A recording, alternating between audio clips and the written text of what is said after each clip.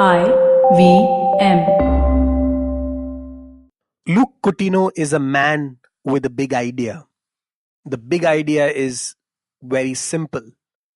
It's just about how can you change your lifestyle. His lifestyle hacks are helping millions of people across the world and he's making them healthier. But his biggest crusade is against one thing, which is cancer. He's helping millions of people recover from cancer. But what's most exciting is how he started. He started off as a DJ on the beaches of Goa, and today he's a high profile jet setting doctor who is curing the world. I'm lucky to have Luke as my collaborator in Goki, but what's also exciting is his ideas and future plans. Let's hear them today and see what Luke is up to.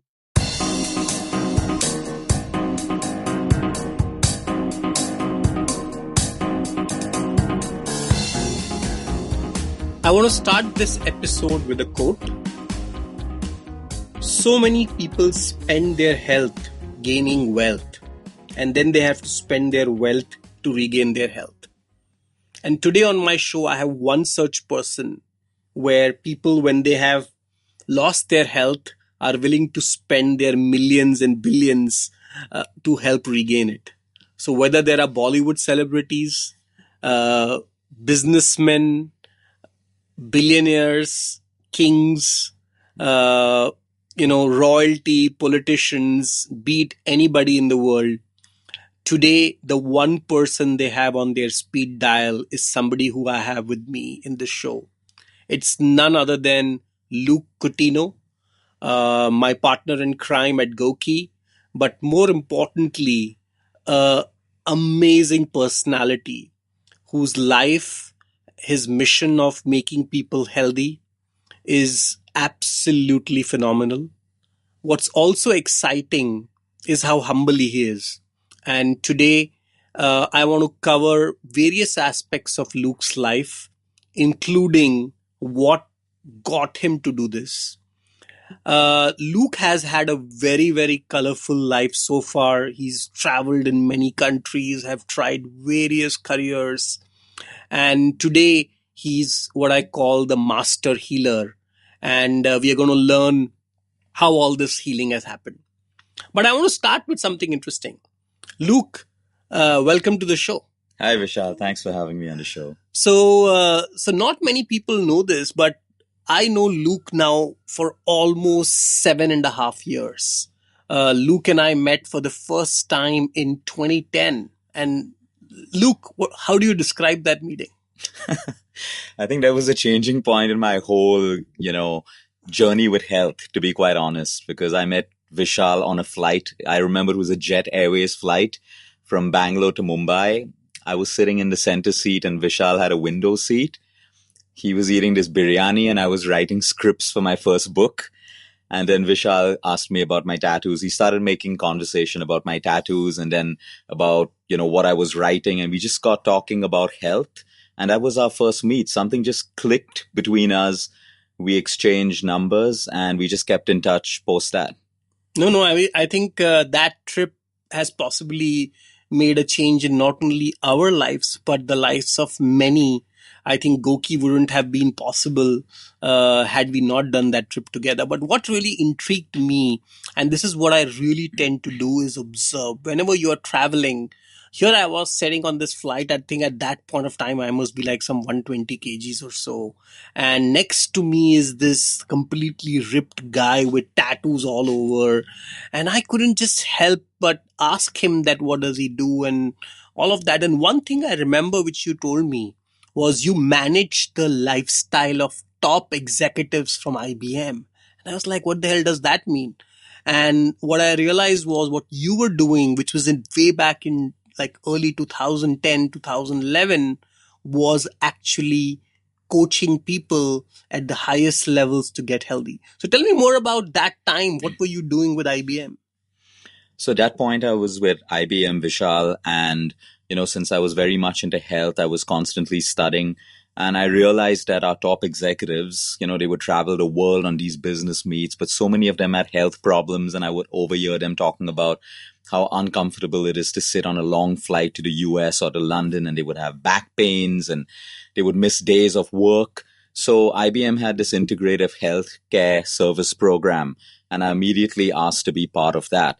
In the meantime, I was involved in operations. Like you said, I was trying different careers and just completely lost, but enjoying my entire journey, always studying on the side. And I got the opportunity to start coaching people. And then they understood that there could be a return on investment in this whole health coaching at a high level, because attrition would decrease, the amount of absenteeism because of health reasons would decrease, and just simple lifestyle changes that they would make, like increasing their water intake, just walking at airports instead of sitting and waiting for like a 2 hour or 3 hour flight. These were simple changes that brought about a change in parameters in their medical reports. And they began to see the value of not just following a piece of paper given by a nutritionist saying eat half a potato or eat half a bowl of dal, but just making lifestyle changes could actually help them reduce their cholesterol, lose their weight and build immunity. So But why did a company like IBM, decide to have you do this? Because IBM could have hired all kinds of doctors and all kinds of people. You were not a doctor at that point of time, and this was way early, right? So how did you convince IBM to let you do this? I don't think I had to convince them, because IBM as a company already had integrative health services, and they have a team of doctors, and they really look after the health of all of their employees. And I think it was just a standard pattern of, doing things for a particular reason. Like you have a to-do list and you need to do X amount of vaccinations, X amount of blood tests, X amount of yoga classes and all of that stuff. And I thought bringing in the whole lifestyle where you don't have to wait for a seminar to happen, you don't have to wait for a program to be rolled out by a company, but you make lifestyle changes part of your daily life. So basically, IBM helped you innovate on top of what you were already doing. Absolutely. I think I learned from their system that we can reach out to executives of even other companies, and not just executives, people, regular people, and use lifestyle to change their health. Wow. That's amazing. And I think that's one of the real things which kind of excited me, because, that time I was, of course, have nothing to do with health. I was running gaming. And what the mental note which I made was that you are a cool dude. And I need to know cool people.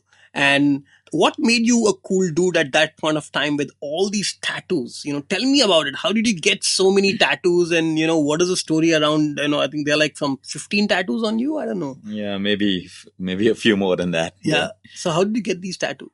No, actually that started when I was always fascinated with body art, and my dad was really strict. He said, until you have a job of your own, 2 feet earning, and you have a responsibility, that's the only time you're allowed to do tattoos and pierce your ears and stuff like that. So the moment I got my first job and started earning my first salary, that's the first time I did a tattoo. And it was really addictive after that. I mean, each tattoo I did was based on... A tattoo is addictive.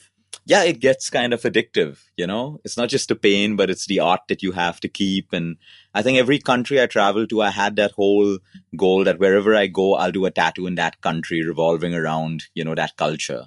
And so I think I got into that whole... So each tattoo is basically an archive of your travel or your memory in a particular country. Yeah, absolutely. It could be that. So there was abstract when there was Africa, then there were aliens when it was Israel. Then it was yoga when it was India. So I think I've taken a little bit of each country and tried to put it into... And which is your favorite tattoo? I think the arm that has all the aliens and the galaxies and the planets and the stars and the moon. I think that's my favorite. So I think when people meet Luke, I think this is one thing, right? He's not like the regular a doctor or wearing a suit or, like trying to be, very formal. You typically find him in a t-shirt and shorts and filled with tattoos, and you don't expect, you expect this person to basically break into a workout when you meet him, which he of course does. But how did your look or this particular approach of yours got people to take you seriously? So I think I've always believed in being comfortable in what I wear. And of course, not harming, religious sentiments of other people. So if I'm in Saudi Arabia, I will wear the local dress if I have to. But other than that, I believe I can function best, and I need my brain and my mind to function best in what I do if I'm comfortable in what I wear. So I've never taken to suits, I've never taken to wearing belts or formal shirts that have to be buttoned up. It makes me uncomfortable. It makes me feel claustrophobic. And I think at first, people would always have that look like, you're going to handle my heart, you're going to handle my cancer. I would see that in them, but I think the moment we started engaging and talking, their focus was immediately off probably how I look or what I wear to, the kind of effectiveness I could possibly bring if we started to, work together.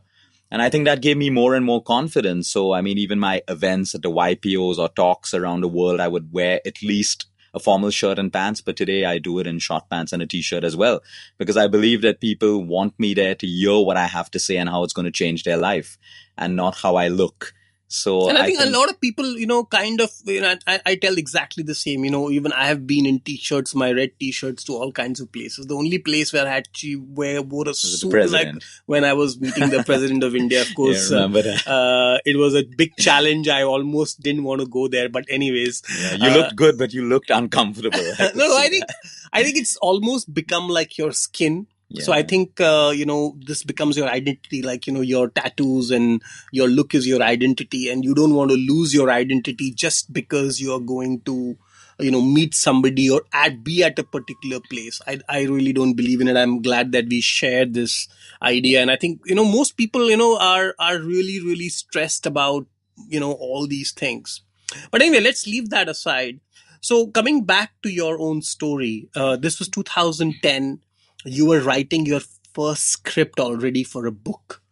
And I think you had already released the book by then, right? Or that was the first, or you were working on the first book. I was working on my first book at So that tell me point. about your first book, because writing a book is really challenging. And, you were doing this way early in your career, and that too in a very serious topic. It was about eat healthy, sleep, and, Yeah, just lifestyle. yeah, It's just like lifestyle. simple: eat smart, move more, sleep right. Today, looking 7 years back, I would also add the mind part of it that, probably breathe right as well. That's how we constantly evolve and learn.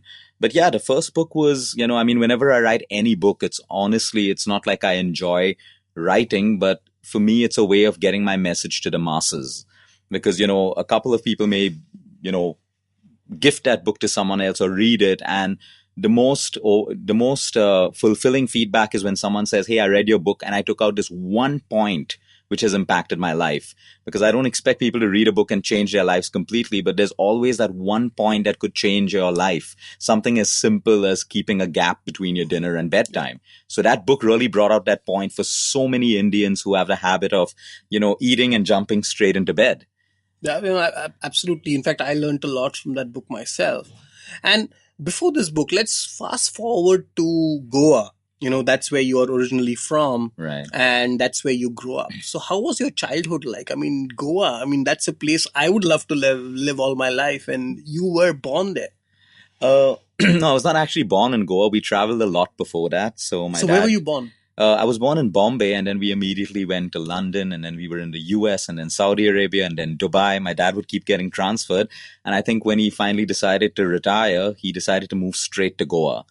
Wow. And so that's how And we you reached also Goa. have a Portuguese connection. Yeah, absolutely. I mean, my dad is basically of Portuguese descent. Mhm.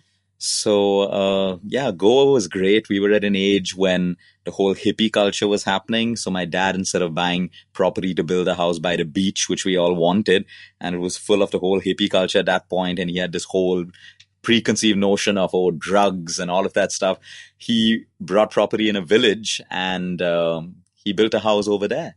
And it's one of those beautiful homes where you have a river flowing behind and mountains in The the traditional ground. Goa. Traditional, yeah. And we were like, at that point, we wanted the cooler stuff. But today, when we look back, we couldn't be in a better place than just away from all the tourism and all the busy beaches, and just being in a village with clean air, birds, peacocks, and you name it. You'll see an occasional fox or a hyena. And it's not, rare to see a snake, slither by your property like a cobra. Wow, or wow, wow. that's our life. And we've grown so used to it now, though I don't live in Goa anymore. But I think it was one of the best decisions. So how did you get into the health space? I think from Goa, what you decided to do was something else after you finished your college. You went to learn hotel management, right? Yeah. So So what was I was in Xavier's having the best time of my life, like anyone in college should do. And my dad started, getting a little, serious and saying, select a career now, start doing something. So at that point, one of my best friends, his name was Rohan Seth. His dad was the general manager of the Taj group of hotels. So we would spend the weekends in the Taj playing tennis and, eating free food and all of that stuff. So I said, oh, I want to become the GM so I can use the hotel whenever I want. It was that that was a good. immature kind of a thought. So I told my dad I want to do hotel management. So my dad figured it out and he got me into IHM and he paid quite a bit of money for the fees. And on day one, when I sat in the class and did the whole orientation, I just realized how much I hate it. I mean, it was so not what I wanted to do, the cooking part and F&B service and front office. But I didn't have the heart to tell him because my dad had retired a long time ago and we're six kids and there are six of them that he needs to put through college and possibly university and stuff. So I said, okay, I'm just going to go through these 3 years of IHM and figure it out later. And were you the eldest? Are you the eldest? No, I'm the second. Oh, you're the I'm the second. second. Okay. So I figured I'll stay on in college, and I figured since I don't like it, I'll spend a lot of time out of college. So I would, my cousin, he owns a restaurant in Anjuna, it's called Alcove, and he would host a lot of these parties, these rave parties and stuff. So I got completely into it. I became a DJ and I would work part-time in the restaurant. So my parents would think, oh, he's learning and job shadowing and doing all of that It was stuff. actually none of that. It was none of that. So, but there was one subject in IHM which I really liked. It was called food science and nutrition, food technology. And I just took to that subject, how food can work in the human body, how food can provide you energy or even destroy energy in the human body. And then I just figured that hotel management is all about taking that food, which is the basic medicine in life, and making it tasty, making it appealing to people and, selling it in the form of food. So that was one subject I really took to, and I continued studying even post IHM. And that's how I moved into this whole line, basically. So after IHM, of course, you did not join any hotel or you became part of Taj Group. What did you do? Where did that journey take you? So we interned for 6 months as part of your IHM at the Taj, but I was lucky again. I mean, I was thinking, how am I going to get through 6 months of working in the kitchen and housekeeping and front office? But one night, the resident DJ didn't turn up. So the GM said, hey, you're a DJ. Do you mind playing tonight? We have a party. So I played the first night and the second and then the third, and they just didn't look for another DJ. So my whole 6 months, I played every night. I went home in the morning to sleep because I had an excuse that I have to wake up and play all night again. So I just went through the internship. So you are the playing accidental music. DJ. Yeah. And it escaped me from doing all that, heavy work that all these interns And have this to is do. which property of Taj? This is the Taj at Aguada, Fort Aguada in the Oh. Taj village. Wow. So, I've been there. It's quite a property. It's right beautiful. overlooking the sea and that the whole Yeah. fort. It's amazing. It's beautiful property. So right after then, I was still confused. I didn't ever think I want to get into the line of nutrition or medicine or whatever it is. So at that point, I just wanted to travel. So I took any job that would get me to travel. So I took up an assignment in Qatar, in Dubai, which was all revolving around customer service and operations and all of those things. I went to London. I worked with Prudential for about 6 months. Wow, and Prudential. hated every part of it because I'm not so fond of numbers except if they're on medical reports. Mm-hmm. So I did a lot of that. I did a little bit in Australia, a little bit in Israel. I just kept traveling, and then I said, okay, let me come back to India. And when I came back to India, the first job that was there was IBM. So I was at IBM for about 10 years, almost 11 years in 11 operations. years. And how did IBM, your resume read DJ and hotel management and traveler in all these places. So who recruited you at IBM? Who was your main boss there? Yeah, her name was Richa Maitani, and she was handling Circuit City. That was the electronics store in the US at that point. And I wouldn't write too much of the DJ on my resume at that point, but I had a lot of customer service experience and the whole hotel management thing. People wanted people from the hotel industry to lead their accounts and operations. So I just took up the job and I kept studying. I kept working. I kept observing. And then I think it's after I met you and you explained your whole idea. I think we met about 3 months later at Yoga House in Bandra. No, we met, I think, to discuss the Goki idea. Yeah. We met in 2012. Yeah, but we kept in touch on and off. Yeah, we kept in touch, and then we met at Yoga House, I think, in Bandra. In Yoga House to discuss the Goki idea. We'll come to the Goki story a little later. I want to first zero in back to your story. Yeah. on all the. So you were at IBM for 10 years, and what did you do for 10 years there? So I did operations, and then IBM has this whole work from home policy or this flexible working thing where you can do whatever you want so long as it doesn't conflict with what IBM's doing. So I continued to study and I continued to handle a lot of businessmen. I think my first major businessman at that point was Mehul Choksi, who leads Gitanjali and part of the whole diamond community. So I think through his sister, I spent a lot of time with his sister and their son in the US, training them, getting them on nutrition plans. And then I think once I had success with them, I was suddenly in this whole diamond community.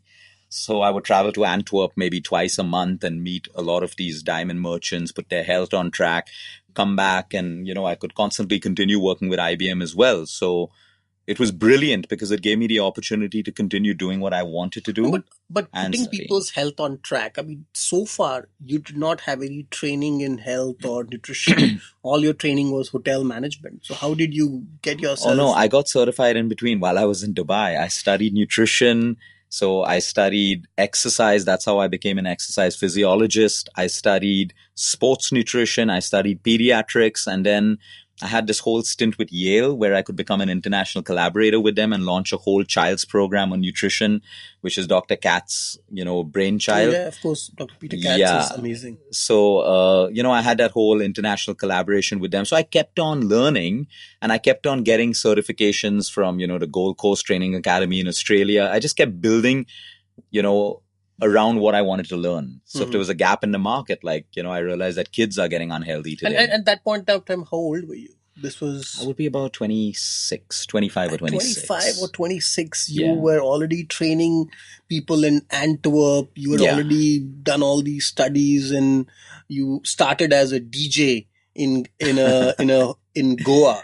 Right. So from DJing and playing music in people's lives, you started literally helping people become healthier. So that was a big jump. So who was your first customer who took you seriously?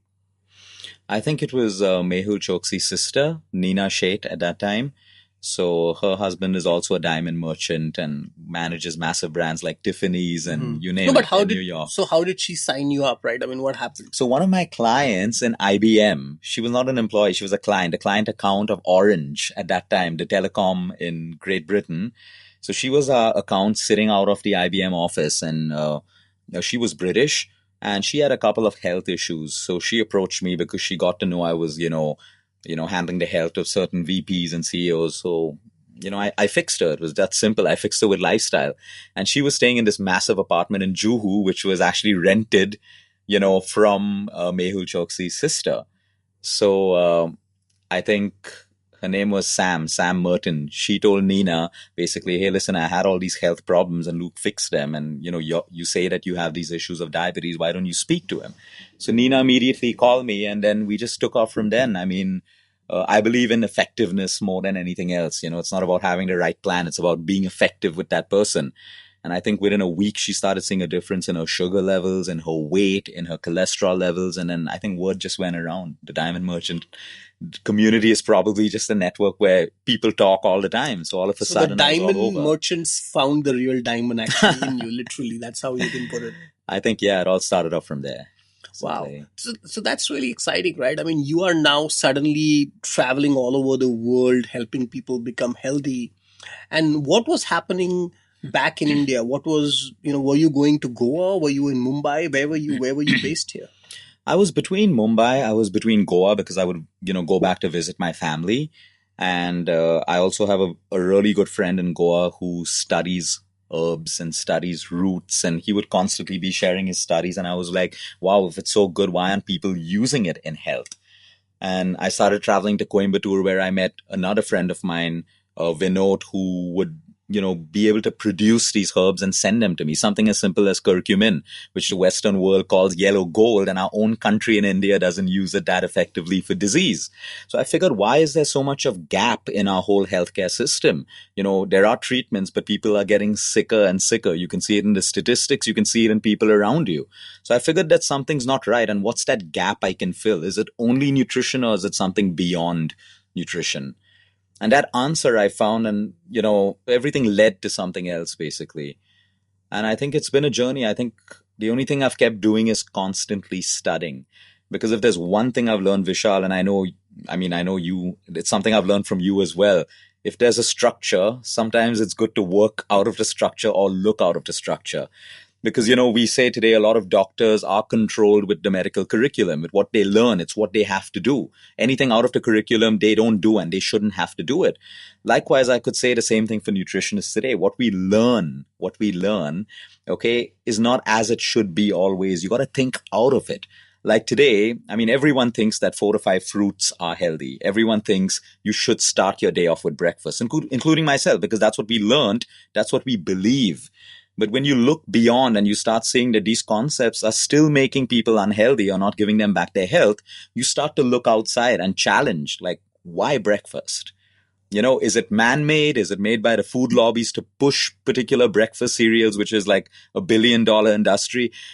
It starts raising this kind of curiosity in you, that if I as a nutritionist is telling people to eat breakfast because I learned it back in nutrition school, but people eating breakfast are still unhealthy, they still have bloating and flatulence and are struggling to lose weight, let me look beyond it.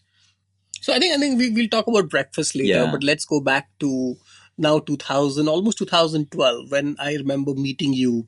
So this was the time I had the idea of Goki and the idea of a wearable with a coach. And I remember telling you about it, and your first reaction was, this is what I exactly do.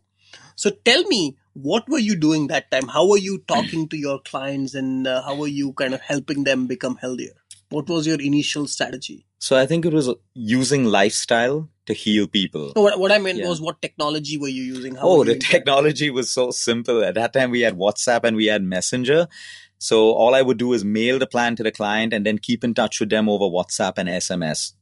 And there's one thing that I believe that, the more I'm in touch with them, the more they can share with me. So I was so excited with your idea of reaching out to millions of people using technology, which can structure, keep your data, and at the same time be accessible to so many people.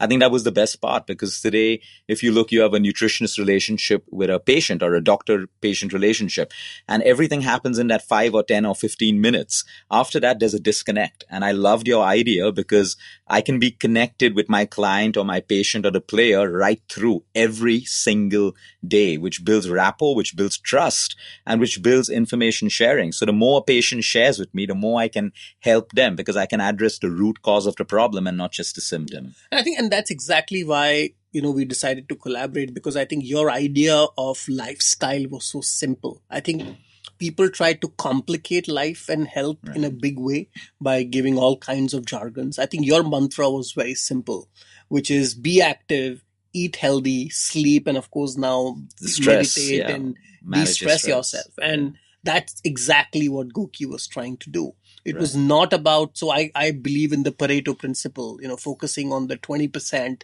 which gets you the 80% result. And that's really the 20%. If you can just get these 20% right, that's really what it is. And today with Goki, what we've been able to do is use your methodology and disseminate it to many, many people through our coaching platform. But once again, coming back to your own life and how it shaped up. So I remember in 2013, you were still with IBM. I think you were looking to move out of IBM and all of that. Right. And you were at that point of time, you had already published your first book. And now you were suddenly hobnobbing with celebrities. And that's got you to your second book, which none other than Shilpa Shetty. So tell me, how did that happen? And how did the Bollywood celebrity suddenly became one of your key customers whom you were helping becoming healthier? Okay, let's go back to the IBM bit, because you play a major role in that decision. So I think I was so comfortable in my life being with IBM. You have your fixed income coming, the company's letting you do what else you want to do. Like, it's perfect, There's none of that conflict. But I think at that point when I met you and you told me what you're doing, I figured now I really need to take that step out of this, get out of my comfort zone. Things were going good for me anyway. And I think that was the best decision of my life. I would keep calling you, and you would IBM. And you would IBM. It is not my fault.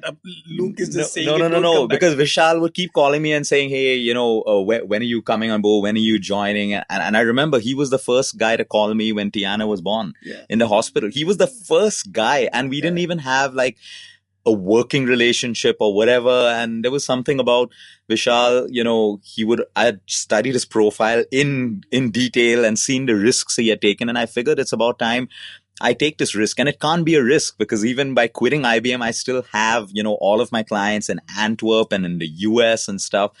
But I think overcoming that fear a lot had to do with, not the pressure that you were putting on me, but you kept sharing more and more exciting ideas indirectly. And I was like, I have to be there. I have to be there. I think, life is too short to, Yeah. live safe. That's what I keep telling people, right? The biggest risk you are taking is by not doing something different. Absolutely. And I think that's really what it is, right? I mean, to play safe is actually taking the most risk. Exactly. And I took the plunge. And from then, I think everything opened up, be it Bollywood, because I had more time on hand, So I was in Goa when Shilpa called me up and she got her number from a friend of hers who I had helped, with her health and her child's health. So Shilpa called me up. I'd never watched a Hindi movie in my life. And we know how good your Hindi is. And I still haven't. And so she told me, and she was very humble. And she said, when you get back to Bombay, why don't you meet me? So I met her and we went over her son Vian's diet program. We spoke about her health and we just kicked off because she was speaking the same language. She said, I don't want to do supplements. I don't want supplements. I don't believe in this. She spoke everything that you and I believe in. Lifestyle, being natural, being true to your body. And so we really took off more as friends than a nutritionist client kind of a relationship. We would talk, meet up for meals, talk about health. And then we were on this flight coming back from New York together. And I was going through all my cancer notes and my cases. And she was going through them. She said, can I have a look at them? And she said, you've put most of them on Indian food. So I said, yeah. And she's saying, but they're white. So I said, yeah, but they're eating Indian food because they've seen the benefit in their health and immunity. So then she said, like, hey, if it's Indian food, let's just do a book about Indian food for our own country because we have India now trying to eat pastas and burgers and, imitate the West. And here you are telling sick people who are Caucasian to eat Indian food. And I know that got you to the Great Indian Diet, right? Exactly. So I think we were probably over Dubai at that point or Turkey. And we decided like, we're going to write this book. We just made a decision. It took us 2 or 3 years because we were so busy. Whenever we met, we would put a chapter together, and all of that stuff. But we finally got it going, We never wanted to do it as a kind of a project. We said, when it happens, it'll happen. And I think, and one good thing about Shilpa is she's very authentic. So I don't know. I think I told you, right? We both were classmates. We used to play volleyball together, awesome. Right? From our school days in Chembur. Right. So Shilpa and I also go back now, like almost 20 years or 25 years.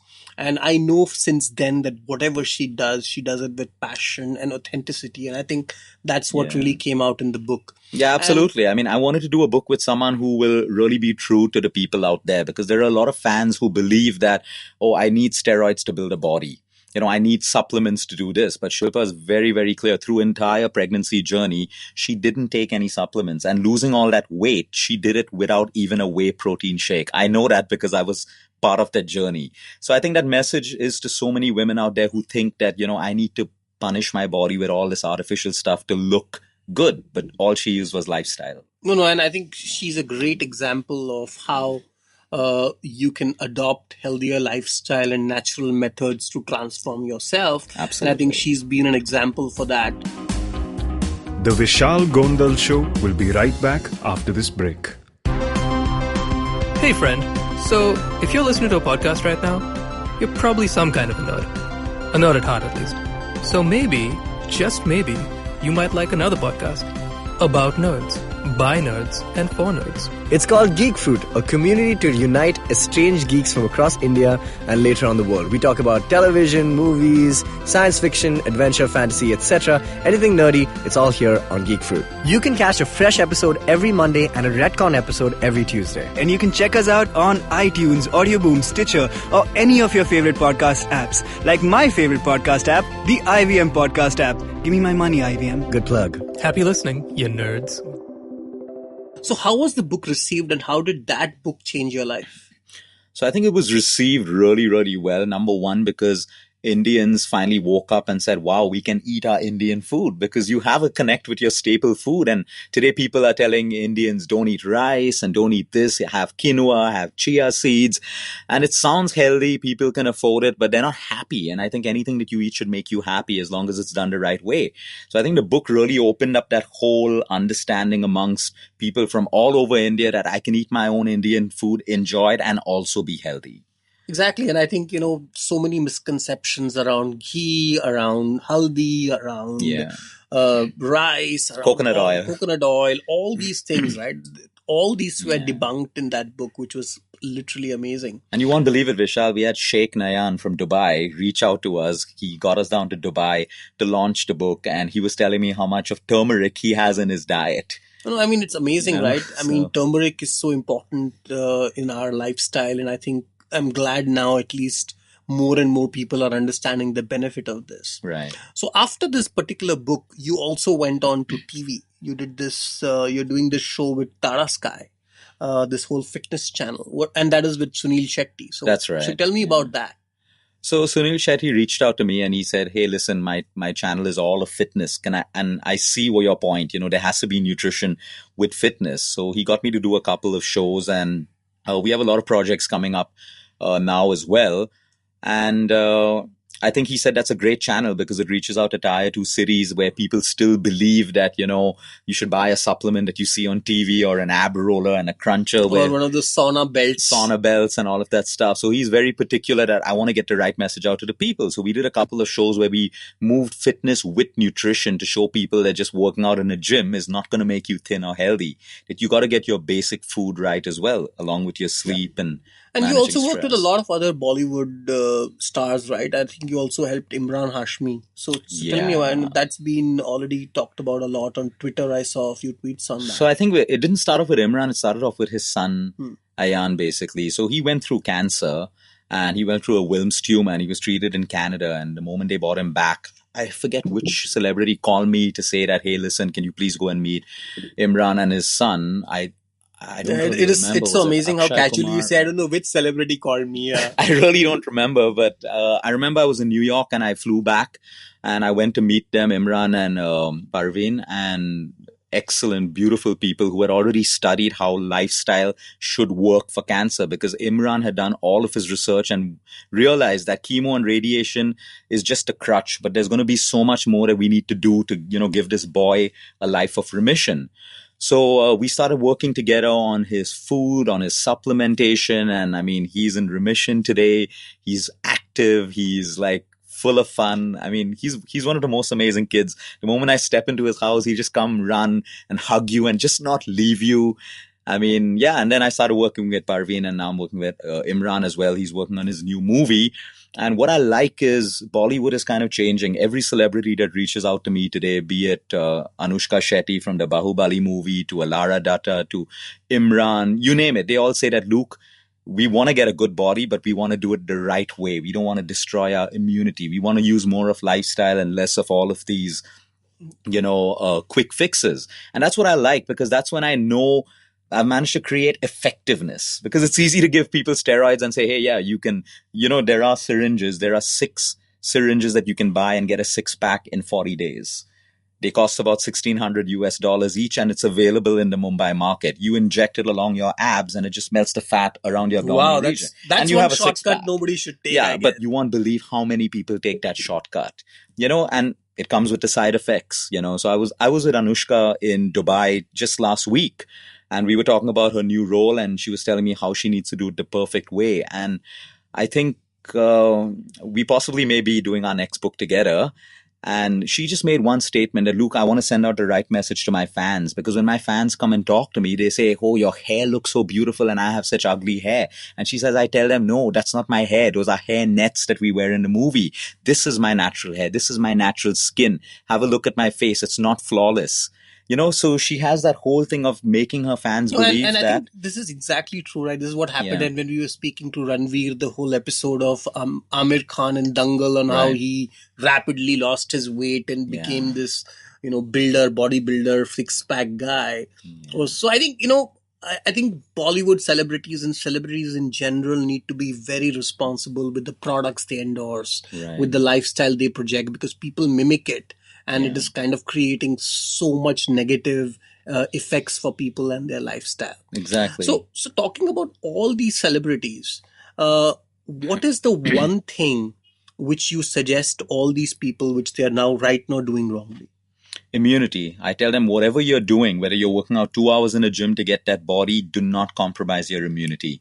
Because you can be the fittest person with a size 0 figure or a six pack, but with low immunity, you're in the wrong place at the wrong time. And because you have low immunity, that one carcinogen in the air that you breathe, or that little pesticide on the fruit that you just ate, is enough to cause a mutation. It's enough to cause a cancer or a disease. And you see today, it's not just unhealthy people who get sick. Even fit people get sick. Fit people get cancer. So the underlying vision is immunity. So, fine, do an intensive workout, but make sure you're resting and recovering that much. You got the right amount of protein, carbohydrates, and fats as well, and vitamins, so that you support what you're doing to your body. And I think when we get all of those pieces together, they feel better. They enjoy what they're doing, and you have their medical parameters to say, wow, my immunity is fantastic. I have low inflammation in my body. My levels are perfect. And that's what being effective is, you know? So let's now talk a little bit about cancer. I know that's something you're really, really been working on.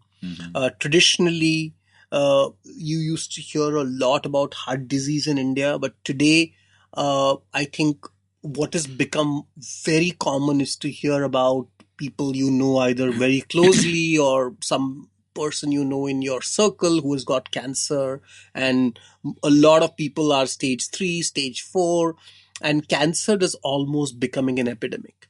And unfortunately, this is one thing which people don't know how to prevent. I mean, heart disease, today fairly, what you can do to prevent heart disease, what you can do to prevent diabetes.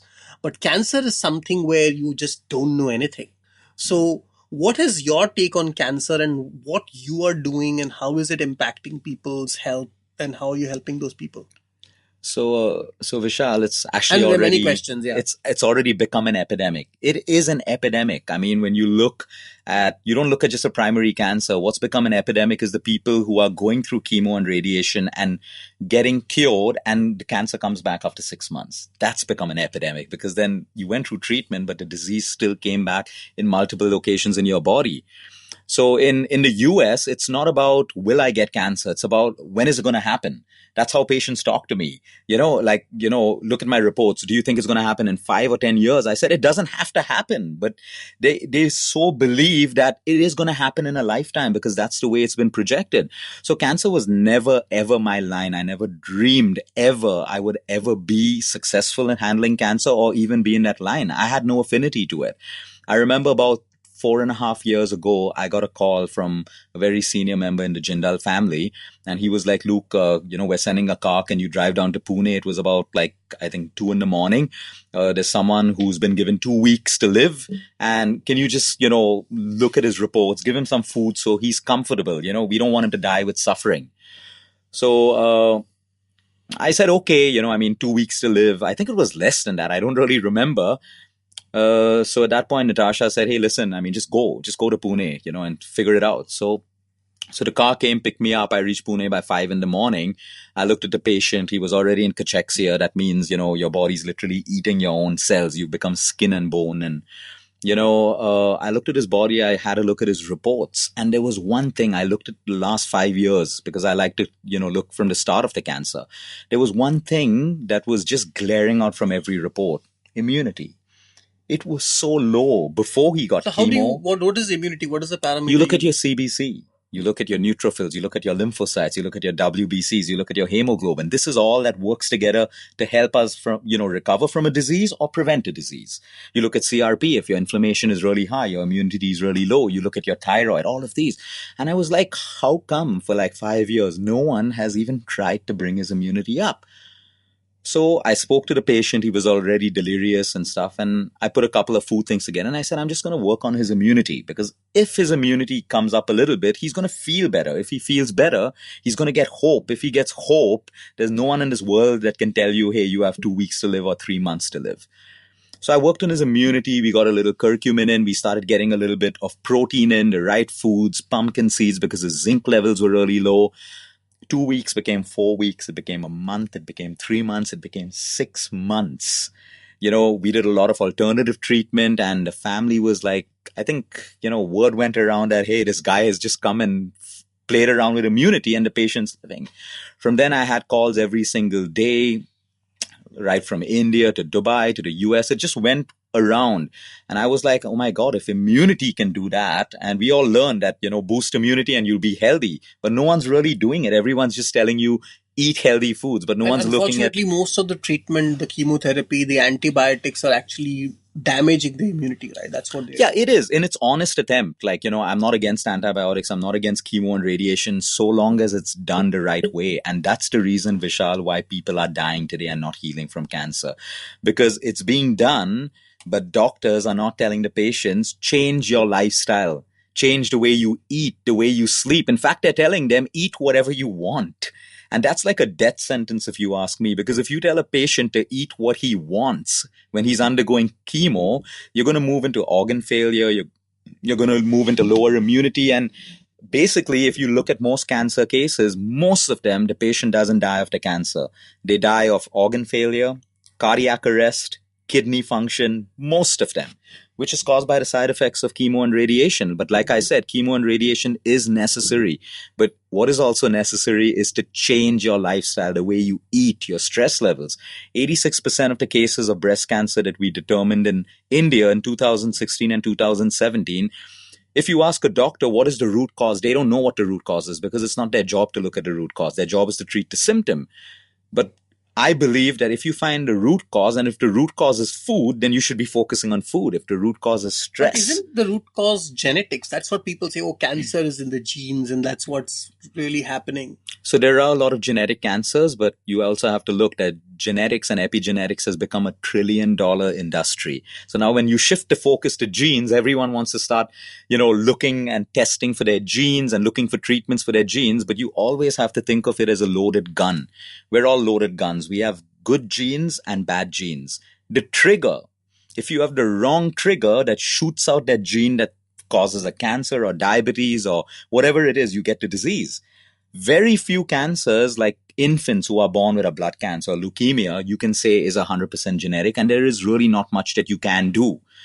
But when you suddenly get a cancer out of the blue, even if your mother had it or your father or your maternal grandparents, it doesn't mean you have to get it. There has to be something that triggers a gene. All of us have cancer cells. You and I have cancer cells right now. But what's going to trigger that cancer cell into a mutation is what is important. Now, that could be a pesticide, that could be low immunity, that could be your stress, that could be constipation, that could be your acidity in numerous medications that you're taking to treat diabetes, heart, high blood pressure, thyroid together.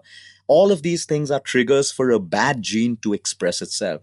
So I refuse to believe that people say, it's in my family, so I'm going to get it. Well, you are definitely going to get it. It's like diabetics. If your parents are diabetic, it doesn't mean you're going to be diabetic. You just got to work a little harder because you're probably prone to it. You have those genes. So genetics is an easy way to justify that I shouldn't do this because it's going to happen. It's like taking a cholesterol pill. My reports are fine, a statin. My HDL is good, my triglycerides are good, so let me eat what I want. But you got cholesterol because you ate what you wanted. So the pill is giving you this illusion that you're healthy, but you're still unhealthy because you're on a pill. So get to the root cause, change your behavior, change your lifestyle, get off the pill when you have to, safely with your doctor in the loop. But if you're on a pill or you're on 2 pills, you're not healthy. You are unhealthy. Unfortunately, people have to be on it because of, sometimes accidents or surgeries and vice versa. But if you're on a pill because of your lifestyle, because you can't have a proper lifestyle, you are unhealthy. And when it comes to something as complex as cancer, if what you are saying is so good and it can really help people, why is it not that well understood or so popular? Why is every doctor, every hospital not doing this? See, Vishal, there's no magic in what I do. There's no magic in what a doctor does, to be quite honest. There's no magic. The magic is in your own body healing itself. It is something that no scientist has understood till date, how immunity works. If I can get your immunity to work for you, your own immunity will heal you from cancer, from cardiovascular. It'll remove even 97% of the blockages in your heart if your body is enabled to do it. So we are all coaches trying to enable your body to do it for you. So for example, right now, if you're stressed out, if you're really, really stressed and you go to a doctor, your cholesterol levels are going to be high. Your blood pressure is going to be high. And if the doctor doesn't ask you, hey, what's been going on in your life in the last 1 week, you're going to get a pill. But do you need a pill, or do you need to understand and be told that, hey, Vishal, in the last 1 week, you've been really stressed. Go home, change your lifestyle, whatever, and come back after 2 weeks. And that's exactly how our doctors before treated us. No, if but you I think remember. it's also because I think in India and most people, when you go to a doctor, you expect a pill in return. So I think it's You're right. also It's to blame. Where to blame? The common public is and to blame especially for in a quick India, fix. it's so bad Yeah. that people are self-medicating. People Yeah. just go randomly and get antibiotics and, Yeah. are like literally don't even go to doctors. People are self-prescribing medicines to themselves. So Yeah, you have the people to blame as well, because as a human race today, we want a quick fix. Someone says, oh, I need to be on a flight to New York tonight. I have diarrhea. Now, I can't tell him, hey, listen, go home and rest, have arrowroot with water, eat like the brat diet, and you'll be fine. He needs to go to New York. So if he's not going to get something from me, he's going to go and get a pill from a doctor. And I believe that pharmaceuticals and all companies look for that gap, anything that can give you human pleasure or reduce pain, because humans are hardwired towards pleasure and avoiding pain. So think about it. Anything that gives you comfort is something that you will want. Anything that can take away pain is something that you want. So when you build a business, which is the big pharmaceutical business, which is required because they make life-saving drugs, but also a pill for acidity. I mean, people taking antacids, it is the number one reason why we have gut issues in India and colon cancers and diabetes and gallbladder issues. And it's handed out like candy because it'll give you immediate relief. So you can go on eating that crappy food that causes acidity, or go on living the lifestyle because the pill's giving you relief. So you feel, oh, I'm healthy. Let me continue doing this until your body breaks out into some disease, So that's the gap that has to be fixed. And you studied about, you've been doing research on cancer across many countries, right? You've been off late to Cuba, Mexico, and you also just finished your MD degree. So tell me a little bit about what you learned from all these countries, because traditionally people only talk about the US and maybe UK, but what did you learn from Mexico? What did you learn from Cuba? And how have you incorporated all of that into your learnings? I think the one thing I learned from Cuba and Mexico is that they have the best medical systems in the world. And why? Number one, they have no FDA overlooking them. Now, there's nothing wrong with the FDA. We need rules and regulations. But when the FDA starts interfering with drugs that can potentially save people, but they're threats to other drugs that the farmers make, that's when you're interfering with the healing of a patient. We need the FDA because we don't want doctors or nutritionists randomly telling people, hey, do this because they feel it's right. There has to be regulation. But when you have a drug that can potentially cure diabetes, but is going to challenge the metformin industry, which is $1 trillion industry, which most people with diabetes take, the FDA rules that out based on, oh, it's not conclusive, it's not proven, it's not whatever, because the flack comes from the pharmaceuticals, because anything that challenges so for a second, that. let's not get into the flack. What is the good thing about, what did you learn in Cuba? What are they doing differently? Why are people there more healthier compared to other? So they're looking at alternative medicine, which means there are doctors in Mexico and Cuba who will also do chemo, but they are also looking at the root cause of the problem. They're not just treating the symptom. They want to know where the cancer came from. They want to see what else they can naturally do with the body to manage the side effects of chemo. So think of chemo as putting cytotoxins in the body. Honest attempt to kill the cancer cells, but it's also killing everything around. It's like carpet bombing, right? You have a few terrorists in your body, and to kill those few terrorists, you have carpet bombed the entire body. And of course, it'll kill those 6 terrorists, but it'll also kill all the civilian population. Exactly. So Mexico and Cuba will look at how can I manage the collateral side effects of the medication, number one, and how can I parallelly build immunity. So they do this with vaccines from scorpion blood and, everything else, where the modern man will say, oh, wow, that seems so rural, and it just can't wait because we're brainwashed with, an IV or an injection or a pill and the way that it looks and the way that it's marketed. So in Mexico, again, it doesn't come under the FDA. So doctors can look at a case and think beyond the case. The problem is that there are a lot of quacks also, right? I mean, if there is no FDA or if there is no regulations, especially in India, there are all these babas and there are all these jadi booties, and Correct. there's so much of superstition and all of that, right? So, I mean, you do require these things. Absolutely. Like I said, you need regulation everywhere. But I think when a patient signs up with someone, for example, and if they understand the logic behind, like I always tell people today, do chemo and do radiation. But if you're not changing your lifestyle, if you're not, there is something that's going to happen. So, So- everybody talks about, and we all know Steve Jobs. I think he was suffering from cancer, and he tried the alternative medicines, and unfortunately he could not make it. And he's been one of those cases. Every time I talk about, alternative treatments and natural treatments, everybody says, hey, if Steve Jobs would have done this, he would have been alive. So what are your thoughts around people who do not still believe in this whole methodology Of alternative or of conventional? of alternative? See, I don't think alternative should ever be taken as a replacement. It should never be a So replacement. what Steve Jobs was doing was replacing it. He was Yeah, saying- you don't replace it because you look, I mean, if the disease has already destroyed your body, you need conventional medication, you need conventional treatments. Suddenly deciding to move completely natural, like if someone's on a statin right now and says, hey, Luke, I want to go alternative, it doesn't mean I can remove him off his statin. I got to build up his body. I need to, get all his levels up and then say, okay, now your levels are better. Go to your doctor, reduce it by 5 mg. Come back again, observe, continue making lifestyle changes. So it can never, ever be used as a replacement. So all the quacks out there who basically say, hey, listen, don't do chemo, don't do it, come to me, I'll fix you naturally. Okay, you got to be careful of that. It's more about management. So the doctor, I always say, Vishal, the model that we propose at Goki is also integrative in nature. What do I mean by that? You have the patient in the center, and around that, you have everything that can possibly heal the patient. A doctor, an oncologist, a nutritionist, maybe a yoga therapist, maybe a personal trainer, maybe a physiotherapist. Because the patient can have so many issues, which is only now being handled between a doctor and a patient. But when you put the patient in the middle and you give them that, ecosystem, right? the That is the ecosystem, that's when the patient heals. But we have ego in our system today. So the oncologist feels threatened by what the nutritionist may do.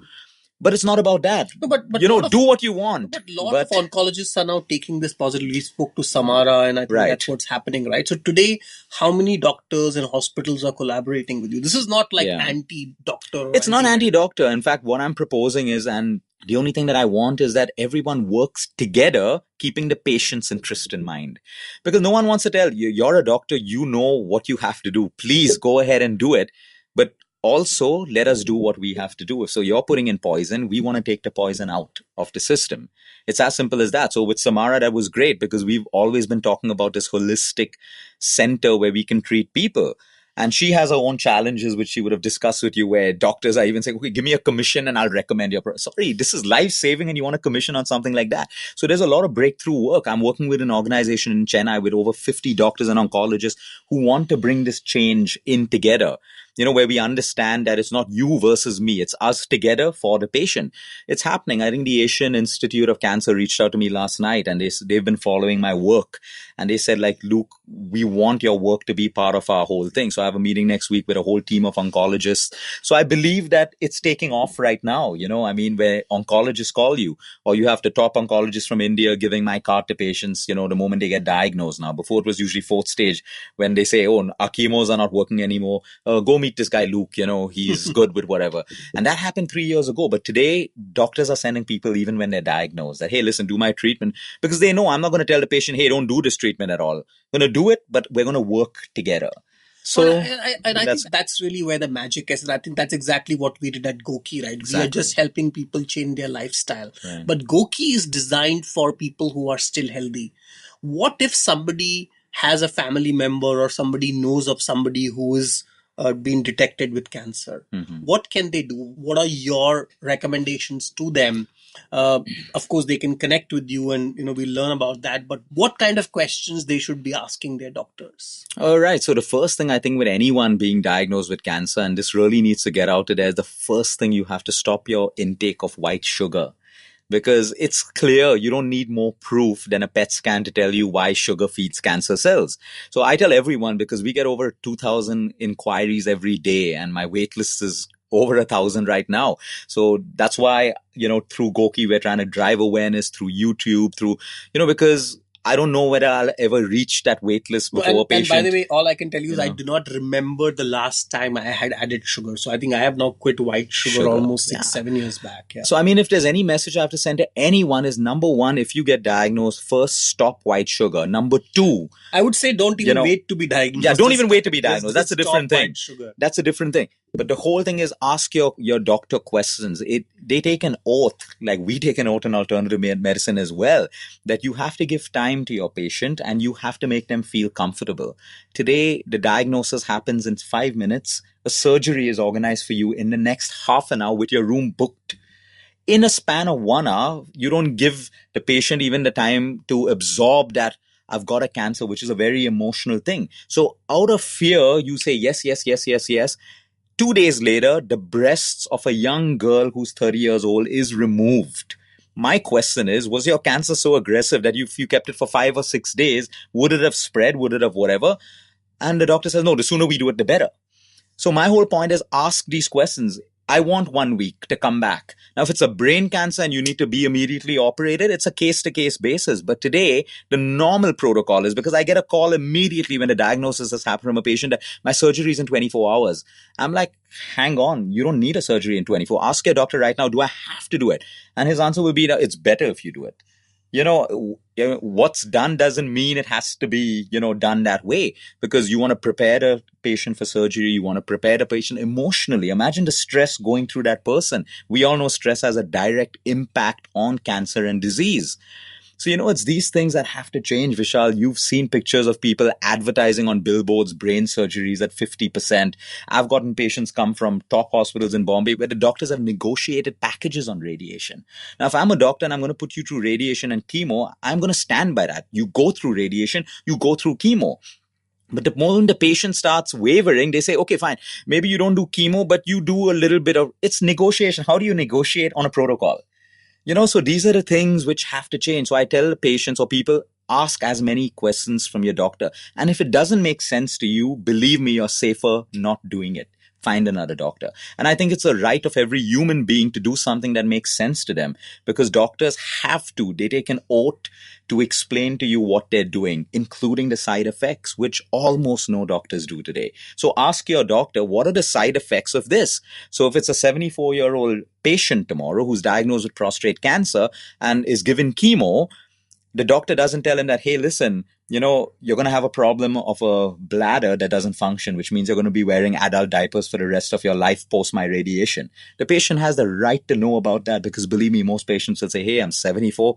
Let me just live my life this way. I don't want to be wearing adult diapers. You give a 40-year-old man radiation without telling him that, hey, you're not going to have an erection post this. It's going to damage your sperm count and your ability and your libido. I mean, a patient is going to start thinking twice about, hey, what are my options? Let me just step back and look at all of these things. But no one knows the side effects. I think it's possible because everybody wants a quick fix, and they're like, oh, I've been diagnosed and doctor can do this operation and it's a quick fix. So I think it is this whole madness of people to find shortcut solutions. Yeah. The Vishal Gondal Show will be right back after this break. Tired of the shrill madness of primetime television? Can't make sense of your morning newspaper anymore? Then take a break to delve into some real conversations about policy, politics and economics. Join me, Pavan Srinath, And me, Hamsini Hariharan, as we analyze news and views from India and the world and talk to experts on a wide range of issues on the Pragati podcast. Episodes out every fortnight. You can find us on the IVM Podcast app or wherever else you get your podcasts from. So what is the best way to prevent cancer? The focus has to be on immunity, because that's the only way your body can prevent, mutations from happening and it expressing into a cancer. So when I say immunity, again, what builds good immunity? How can you build good immunity without having to spend money? So again, I always say it's balanced nutrition. And note that I'm using the word balanced because there are all these fad diets out there. And believe me, I just got a patient with breast cancer and we were trying to get to the root cause, and we have almost narrowed it down on her being on a ketogenic diet for 3 years non-stop. failing kidney function. The cancer primary tumor is in the kidney itself. So all these fad diets, balanced nutrition. I mean, if the food that you ate while you were growing up didn't make you sick, you were not fat, it kept you healthy, you should be eating in those lines. Of course, add on to so many new foods that are available. So balanced nutrition is one. Adequate exercise, because again, there are so many people punishing their body with exercise, overtraining with low D3 levels, with low testosterone levels. And then we see prostate cancers coming up, testicular cancers coming up, or, a hurt back, which is not treated, and suddenly you have a cancer tumor in the spine. So these are not the causes, but I'm saying holistically how you join it together. Sleep, Vishal, Sleep is clearly that's the secret ingredient to good health, no matter what anyone says. Because people may feel that, hey, I'm good with 4 hours. You may be good with 4 hours, but your body, it still needs an X amount of hours for hormonal imbalance, balancing, detoxification. There's a hormone called melatonin, which is your sleep hormone. It is also called today in the medical world an anti-cancer hormone.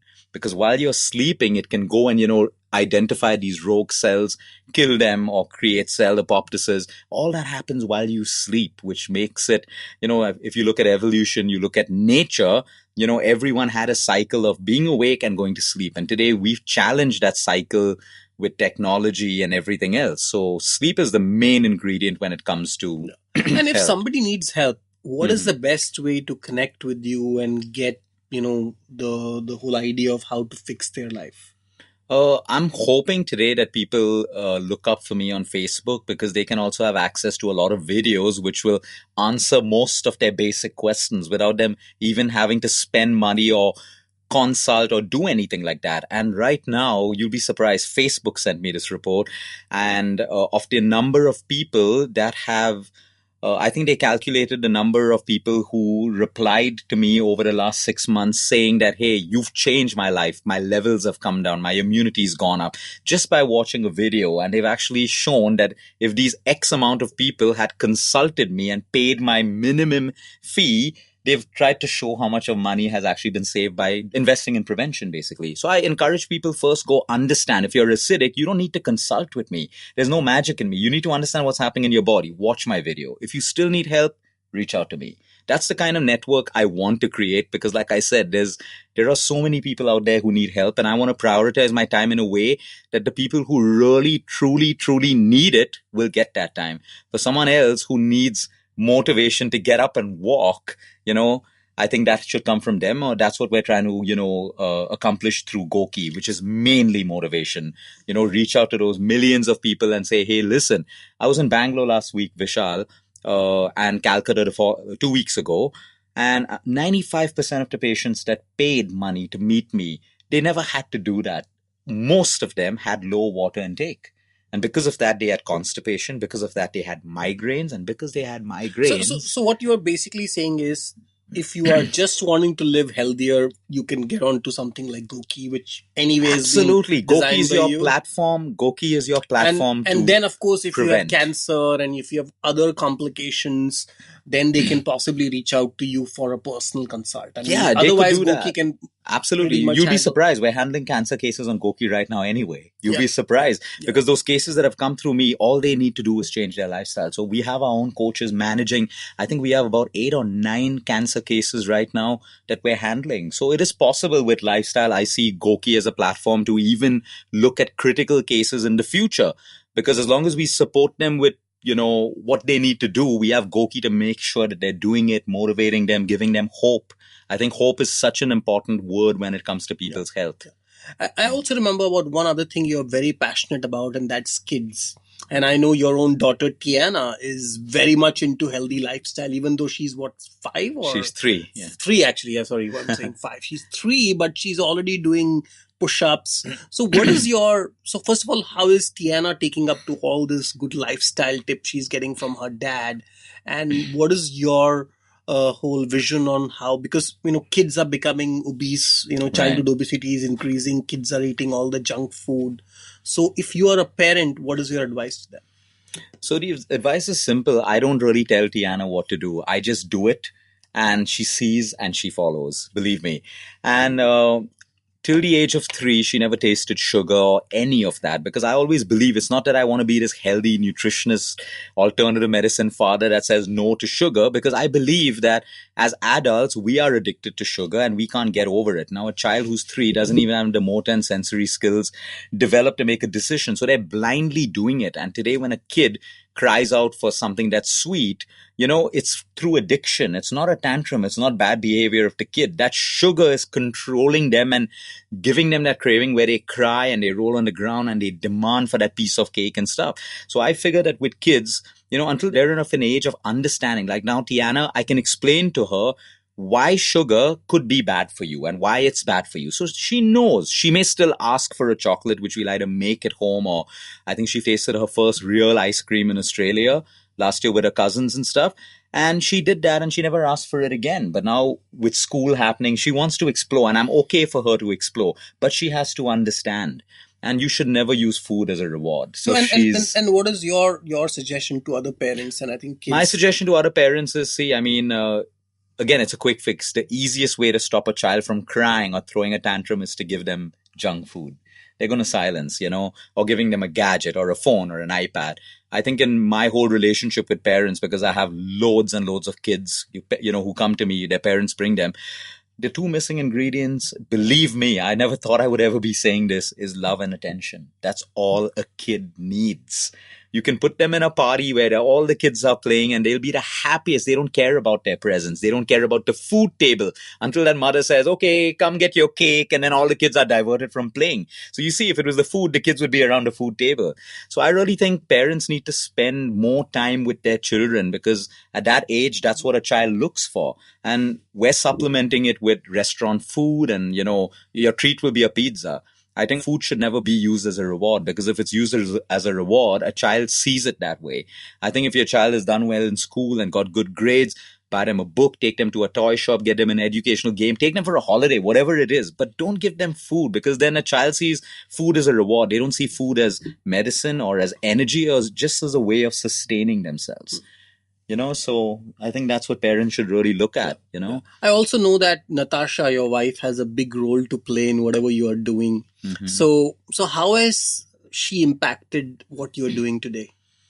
So I think her impact may be very direct and indirect. So a lot of learning and what I am today is because of the mistakes I made with her. So, you can never tell a woman, whether she's your wife or whatever, that, hey, listen, lose weight, don't do this, remove the sugar from the house. You can't lay down those rules, even though your intention may be right, because I don't want my wife or my girlfriend or whoever it is to get sick. I'm doing it with that intention, but you have to realize that the other person may not take it that way. Everyone has a way of doing it. So I think my biggest thing was I would be very strict about sugar and this and exercise and whatever, until I learned that once you've told everyone, you surrender. You let them find their own path. And that's what I learned with everyone, because today I think you'll sense my aggression when it comes to a patient or anyone taking an antibiotic without a probiotic. That's detrimental to your health, So I could get angry about this 2 years ago, but now I'm like, hey, listen, this is what you got to do. This is why you got to do it. Now all I can do is surrender it. Now do it. So I think she's played a role. She's, of course, been very supportive, because I think the day Tiana was born is when my life really started getting more and more busy with travel. I was on a flight like 3 or 4 times in a month to the US or London. So I think she's been that whole support behind me to allow me to continue doing what I have to do. And I won't deny it. We've had our ups and downs in terms of, I am with beautiful women all the time. I am with models. I'm with actresses. It's a genuine problem. And that's a good problem to have. Let's put it that way.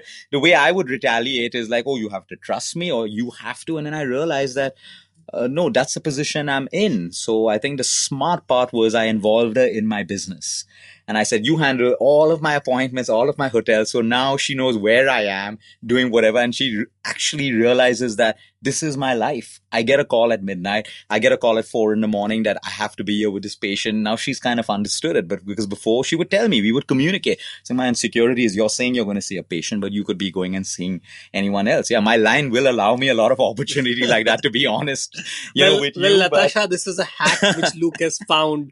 Rather than making you part of the problem, he's made you part of the The solution. solution, exactly. So today, like, I'm the one telling her, hey, like, free up my schedule, man. Don't give me so many patients to meet in a day. She's saying, sorry, they need you. And I'm like, it was like a whole circle around the other day where they were like, no, but you have to give me time. You got to give Tiana time and the family time. And today she's like, hey, listen, go and, meet patients till 9 in the night. And, because she manages my schedule. So it's nice to see that how sometimes you got to let just people be who they have to be. But it's also Can't push because it. they are seeing the impact. I think everybody is now seeing the impact you've been able to create, right? Is Yeah. that what is also being your big Yeah, difference? like I said, Vishal, I mean, there is no magic in what I do, and I believe in effectiveness. So if someone's coming to me, I need to be effective with you. I may be the best. I don't believe in being called the best. I don't even believe in this whole thing of best doctors, which is an Indian mentality. People were flying to see me from Delhi and all. And the first 15 minutes that, I know this top doctor here. And I said, listen, I don't want to know. What is the problem? Let's fix the solution. Okay, you may be the best, but it doesn't mean you're effective. That's something I've learned over the last 5 to 10 years. So I'd rather focus on being effective, and that automatically makes you the best. And really, what's there about being the best? I mean, we need so many effective people So about today. being the best, and I know you talk a lot about performance enhancement by being the best by changing your mind. I think mind is really one of the big things. And when it comes to mind, you've also spoken a lot about marijuana and all these alternative drugs which have been used. Have you been using any of that for your treatments, or what is your view on this whole subject? So see, cannabis oil has its place in alternative medicine. I would never say that, hey, drop chemo and do, cannabis oil. It's stupid to say that without knowing the patient's history. We use it legally in the US. So yes, while I'm in the US, it's legal. It's legalized, so you can use it with prescription for patients. We use it for depression. We use it for cancer. We use it for palliative care when it's a bone metastatic cancer and the patient is writhing in pain and all you have is morphine, which is going to basically put your liver in failure in 3 to 4 days. So we use it for all of these things. In India, it's not legal yet, but there are loads and loads of people using it, from politicians to, I'm not going to name them because they've seen the magic in what it does, So I support these things, but yeah, of course, follow the laws of the country. So where it's legal, we prescribe it. Where it's not legal, we may educate people so people understand it and they're flying to the US or countries where it's legal and getting those kind of treatments. There are so many brilliant things, Vishal, that exist in the world. In fact, I believe we're going to be in Japan next week together. Yep. So my assignment is purely this one doctor who's been working on mushroom extracts. Okay. Small-time doctor, but after the Hiroshima bombing, I mean, the amount of radiation and the people who are still suffering from the effects of that and cancer. Japan found a way to manage those cases without chemo, without radiation, by making changes in their lifestyles, having more iodine in their foods. And there are these doctors who try to treat it because they had no access to hospitals like the US at that point. So for years, they've developed, extracts from mushrooms, and everyone knows the role of mushroom extracts in cancer, or be it any immunity disease. But apparently they've perfected this, and I've been trying to find this doctor with connections for the last 3 to 4 years because they're all underground. They don't want to be known because, you don't know what's going to happen when someone knows that, hey, this person's been curing cancer with whatever. There is that actual fear. So I found he got that connection through Mexico and Cuba, and I'm going to be in Japan next week, interacting with his doctor, with his patients, studying what it is that he's done. And if I can get him to, share that, mushroom extract, I want to see how doctors can use alternative and your chemo to make patients healthy. So let's ask you a very different question. Now that you have become so popular and so busy, how are you managing your own lifestyle? Isn't that stressing you? I mean, you're waking up at 4 in the night, you're taking flights everywhere, you are shuttling from here and there. How do you balance yourself, and what are you doing to... So Vishal, for me, I mean, I have made changes over the last 3 years. I mean, because my sleep is the most important thing. If I have less than 7 to 8 hours, I can't be effective. Like I said, it's not about being the best. It's about being effective. My mind can't work when I'm sitting with cancer patients or whoever it is. So I think there are ways when you really want to. One is my work is my passion. So I don't need a Sunday. I don't need a holiday. I mean, on my honeymoon, I remember, like, if Natasha just said, hey, I'm going into change, like, I would take on my laptop and I would be making plans and healing patients. And it's out of passion, I don't need a Sunday. I don't know what it is to have a break day. If someone says, hey, come chill with me for a day, if it's not at a beach or I'm not in the water, I don't know how to chill. If it's not like talking to clients and doing something, that's my life. Personal time with my family, I believe more than quantity, it's quality. I've realized with Tiana, I made this whole schedule where every day I'll give her 2 hours. And within that 2 hours, like we're doing stuff where I realize if I give her like even 10 minutes, but I'm fully there for her, talking to her in her fantasy stories, all of that, she just suddenly runs off to do something else and she's found her own way. So I think, I don't like this whole structure that life puts us in and makes us believe that it has to be there. I believe in effectiveness and quality time. What I mean is, how do you manage your own? So what is your routine like? What do you do? Okay, so my routine is I try to wake up before the sun rises because that's the most quiet time in the day. The phone's not ringing. People are not awake. Okay, I start off 100% sure with my oil pulling, my yoga, my pranayama, and meditation. That's like my drug wherever I am. If I don't do it, I have a bad day for sure. So the meditation may not be 1 hour, it may be 10 minutes, but I have to do that 10 minutes. It kind of recenters me. I open up my laptop, post that's 2 hours in my morning already. I start sending out mails and everything, to all the doctors who work with me, my nutritionists and my team and stuff. And then I'm set. Then I'm open to meet new people and kind of heal them. Traveling, I'm very specific about my traveling. I try to avoid the early morning flights because that means I have to wake up and break my thing. So I've become, if you ask me, I'm very choosy about the way that I travel. Like, yeah, I will travel first class if I have to because I want a bed and I want comfort so I can sleep and wake up when I reach the country that I'm going to. So there are these few things which have to happen for me if I need to be the person I am. When I land in New York, I mean, it's a jog in Central Park or whatever to balance jet lag. I don't think there's a day that goes in my life without me working out. And my workout's 4 minutes Tabata because time shouldn't be a constraint for me. I could do 4 minutes. I could do 15 minutes. If I have an hour, I'll work out for an hour. But I think, the few things that I have to have in my day is definitely my meditation, a little bit of yoga, my workout, and a good night's sleep. With that, I'm good to go. I can function. So I think when you align your life, whichever country you're in, you find a particular way of doing these things. And that's my structure, basically. And what is the food you eat? What's your favorite food? Oh, I love all kinds of foods. I mean, if I'm in a new country, I stick to local foods. I always eat what is local. I mean, now I'm on the whole intermittent fasting thing because believe me, as a nutritionist, believe me, as a nutritionist, this is the unlearning that we have to do. And you asked me this question earlier, but I didn't, answer. Whatever it is that I've learned in anything, be it school, be it in nutrition, I probably use 1% of it today. The rest of it is through experience with patients.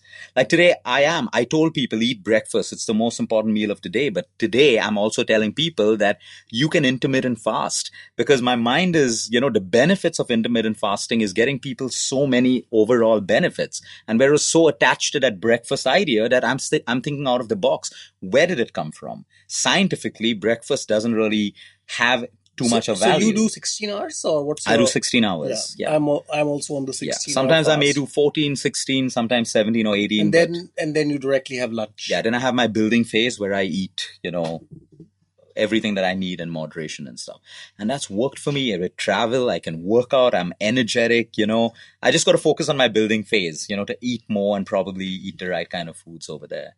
But, that's an unlearning. So now every nutritionist would be like, oh, but we have to eat breakfast. I told the world eat breakfast too. But I don't have any shame in going back and telling people that, hey, listen, there's another way of thinking because we have to constantly unlearn to evolve, So that's how it is. And what is your view? I mean, you certainly eat sweets whenever you want or you have burgers or whatever else.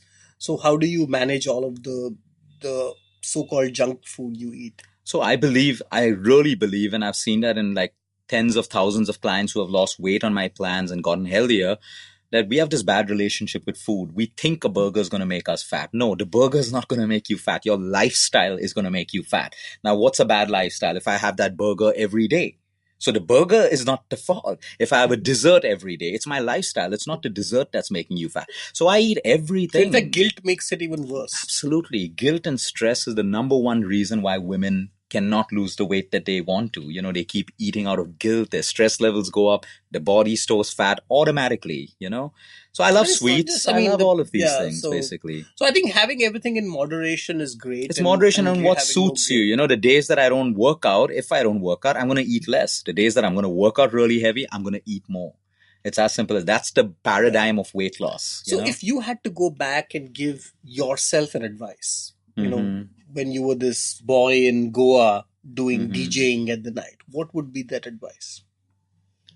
I think See, I really don't have any advice at that point. I have no regrets because I believe that every part of that journey has contributed in some way or the other today. Is there anything you would do differently now that No, not at all. I wouldn't do anything differently. Yeah, there's one thing I would do differently right now.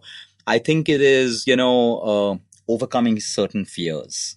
I think those are your biggest obstacles. And I know have you those hate fears. dancing, we know that. Yeah, dancing is a different thing. But, I think that's something that I would advise myself that, Luke, listen, overcome that fear. Just, do it So right what are now. your fears? No, I think that the fear sometimes, the main fear that I would possibly have is with patients. When you're even looking at a 4th stage cancer patient and your gut is telling you, give that patient all the hope in the world, even though it sounds fake, you got to do it because you're not God to decide that, hey, listen, the patient's time has come for you. So sometimes those are my most critical, moments where I want to tell the patient that even though the liver's failing, that, hey, listen, you're going to live, and give them that positivity and stuff. And sometimes it just makes you feel like, are you being fake? Because look, the liver's failing. And, those are instances. And then I have this fear when I wake up, like, first fear is when I look at WhatsApp, which patient has died or which patient is, has passed away in the night and stuff. But I'm overcoming it. So my advice is like, through meditation, I've become very, more stable. I'm not emotionally attached to death. If it happens, it happens. But what was my intention? Did I do everything that I could do behind the case? So if I keep saying, yes, I did it, I gave my 100%, I don't feel that way anymore. But if there's something where I couldn't give time or I never got a chance to speak to that patient because he was waitlisted, that immense guilt comes on to me. And that's why I moved into the whole prevention thing, that I don't want to have so many patients on my wait list. If my video can sort you out and you don't have to come to me, that's so much better than you coming. And that's the idea through Goki as well. Preventive health. We don't want people to fall sick. And you have the power to prevent disease from happening. So which is your favorite gadget which you use? Something which you didn't spend more than 10,000 rupees buying? More than 10,000. Less than 10,000. I think the fidget spinner. That's my favorite. I got so addicted to it in the US this time. I was like, I don't know. It just makes me think better while I'm spinning and, it could be below the table and I'm listening to a patient and stuff. I feel I'm very focused, but I have something in my hand. That's my favorite gadget as of now. The fidget spinner. Yeah. Wow, I can tell you that I have tons of it here. My kids are addicted to it. I'm addicted to the fidget spinner myself. And if you are listening, you need to buy a fidget spinner today. It is fun. And in fact, it's apparently helps in treating with ADHD and all these things too. I don't know whether that is really true, but it is definitely fun. Anything apart from the fidget spinner which comes to your mind? No, I'm not too much in gadgets. I prefer, spending that time on a beach or any nature. book you would recommend. Of course, more books are coming up. Your 2 books are already published and more are coming on the way. No, I think there's no specific book that I would. Yeah, the plant paradox that your friend, our common friend, Dr. Gundry has basically written. That's a must read for everyone, the plant paradox. It will just make people think. Like I said, the whole unlearning, it will initiate. That's a fantastic book. And that's the book I currently recommend. I recommend for people who like books on motivation and life, Oprah Winfrey's biography. That's a fantastic book that I just finished as well. And then I have a mixture of books. It's not just health and motivation. I like reading a lot of crap also, like Harold Robbins and Jackie Collins, and sometimes just to cut away and go into that unrealistic world of money and drugs and scandals. And so once in a way, I'll read those books as well. Yeah, entertainment is always required. So how do you unwind? What is your best way to... I know you don't take holidays. So how do you unwind? I think unwinding is a holiday by the beach. Something where I can, do some adventure sports or just be in the water and swim. It could be a good book. It could be listening to music as well. Unwinding for me is also just speaking to someone about health. Believe me, all the seminars I do are unwinding until I finish the seminar, and then you're crowded with people who are asking you questions. That's when the winding up starts. But while I'm talking, I just feel so peaceful.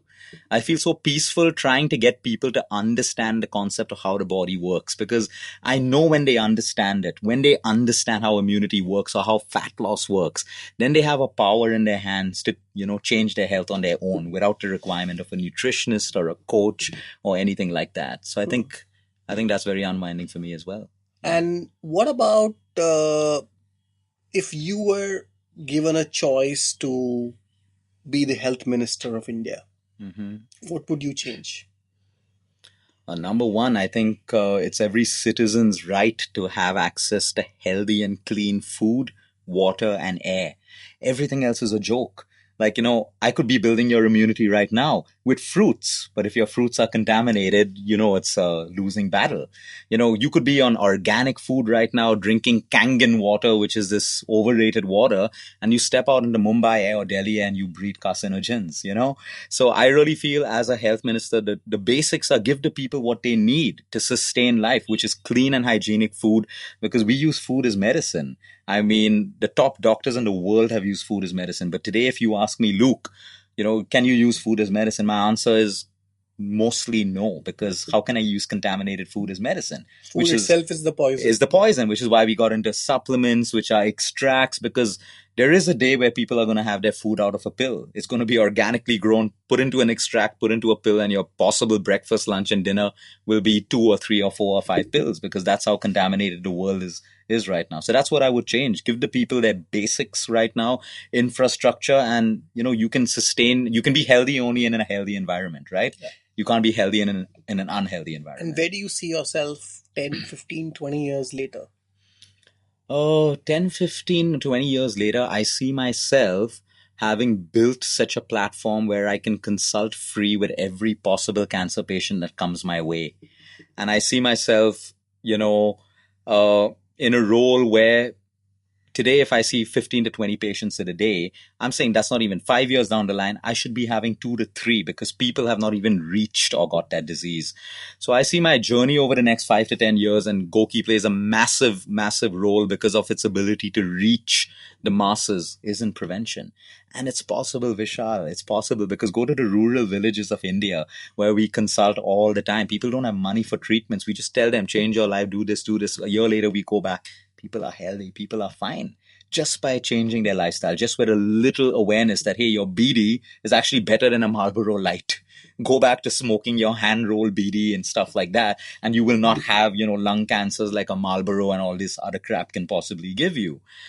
So I don't know.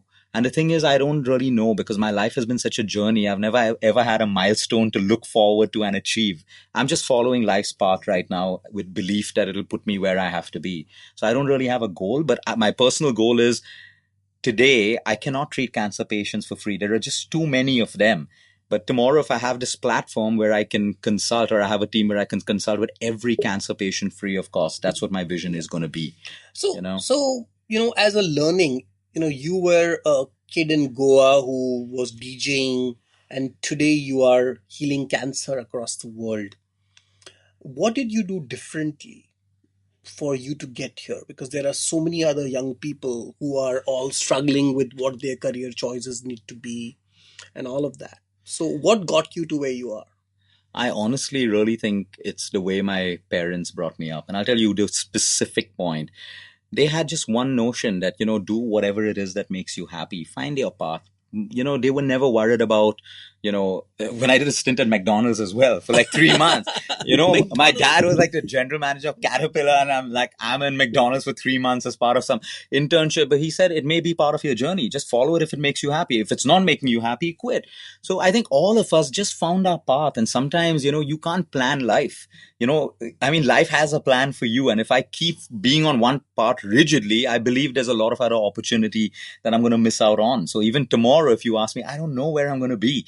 I never knew I would be on the cancer path, but it put me, and it's been a brilliant path. So sometimes I think I'd rather trust life to make those decisions for me than... So you are relying on the universe. I'm relying on life, basically. I'm relying on experience. I'm relying on so many different things. And I don't think about it because I believe the more you think about it, the more...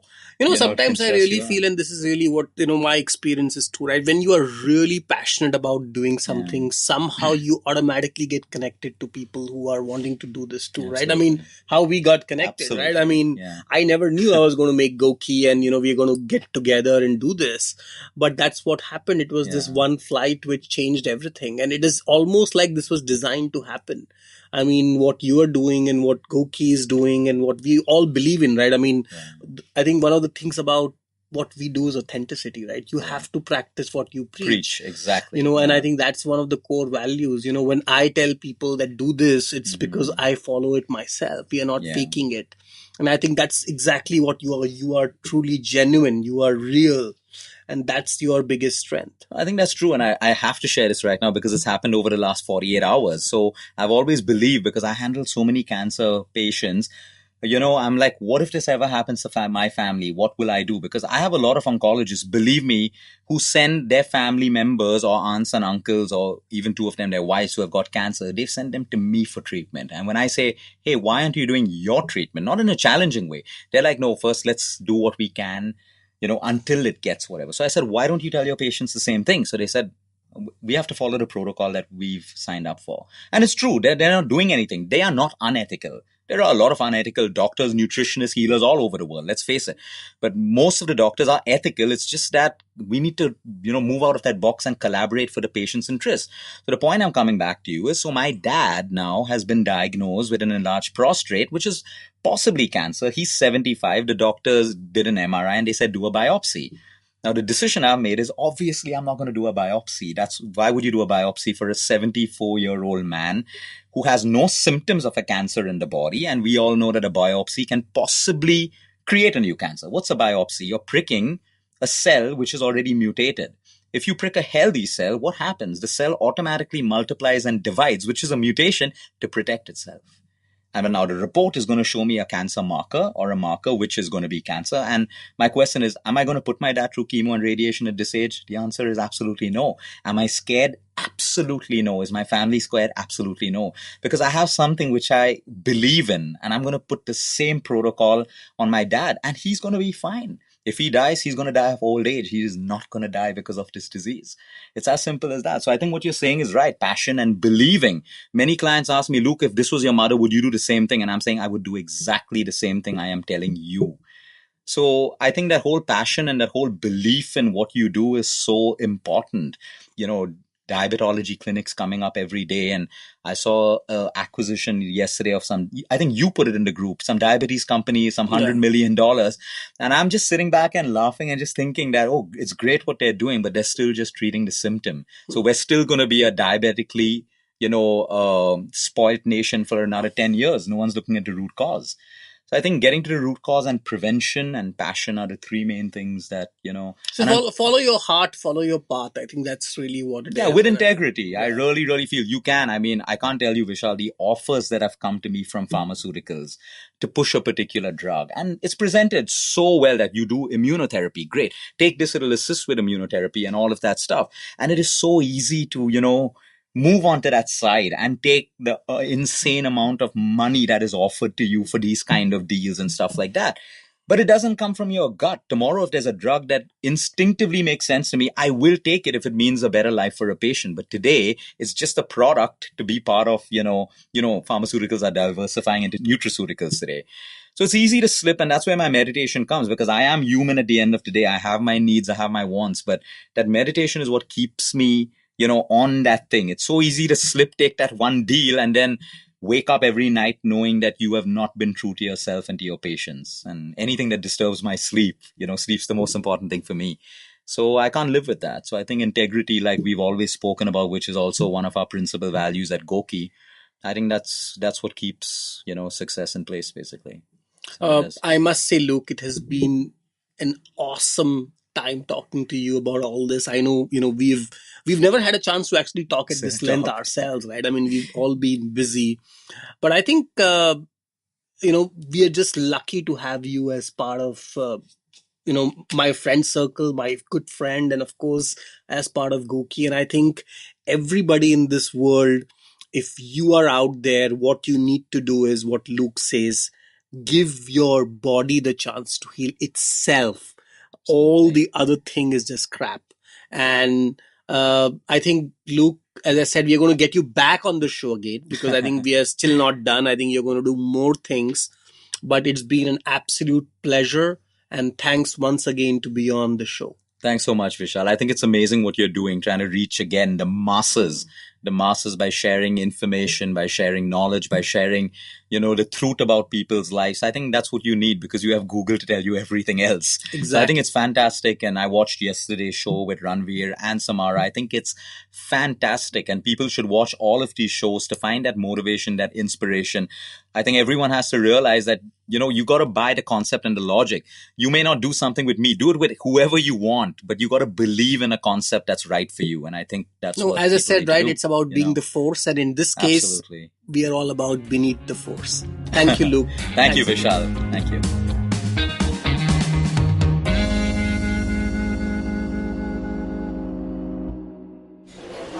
excuse me भैया, excuse me. बोलिए madam. Menu में क्या है? Menu में scene unseen है, podcast है, on course है, Cyrus है, made in India, rediscovery project, empowering series, sex wax है, IVM लाइक्स है, सिंप्लीफाइड है, कीपिंग इट क्वियर है, ड्रिंक्स एंड डेस्टिनेशंस है, माय नेबर सकरबर्ग है और द फैन गराज है। आपको क्या चाहिए? एक बार रिपीट कर देंगे क्या? रिपीट नहीं करता हम। आप जाओ IVMpodcast.com पे और सुनो ये सब, या फिर डाउनलोड करो उनका ऐप, सब आपकी उंगलियों पे।